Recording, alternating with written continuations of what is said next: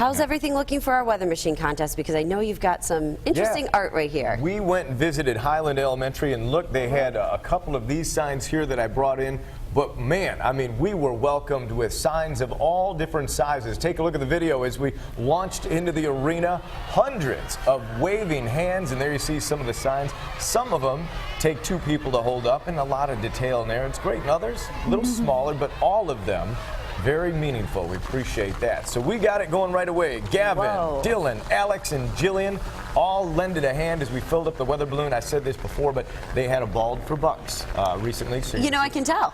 You're going to see a lot of kids like that. And take a look at this little girl. She says, uh-oh, how big is it going to get? And then we threw it right at her. Look at the bounce all the way to the ceiling. That's a weather balloon, and those get launched full of helium.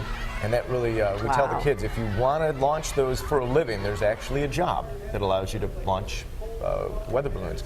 This is James, came up to help me out with the solar power experiment. We talk about the 3 green energies that we have, the wind power, solar power, and then the ability to harness lightning. This little guy, this is Keegan, we sent him into the fog. Totally made him disappear. The kids don't remember where he was wearing sneakers, pants, or shorts, and the only way you can see him is if he runs right to the front.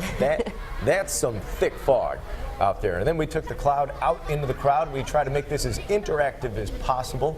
All the little student scientists waiting patiently, and man, were they surprised. They learn a little something too if they're not careful. We threw a rainbow around the auditorium and stuck it to the wall, the ceiling, and the floor. And Autumn, yet another Autumn. This is 2 in a row. A lot of them lately. Yeah, and she's got a great shirt on, and certainly we threw some wind, about a 40-mile-an-hour wind, dusting up her hair. And then this little guy came up front. That's Derek. He did not believe we could make a tornado in there, but we made him a believer. And then Spencer and Ryan. It's my favorite part. I know. And you know what? It's not the spark this time that was probably the most shocking. It's this little guy. Look at the outfit he came in. Hey, it looks like he belongs here. I know. We're going to put him to work. And then we talked about what Mother Nature does to give you a sign whether or not it's going to be a stormy one, and whether lightning might strike near you. And if you ever see someone's hair do this, don't stand around and take a selfie. Get indoors.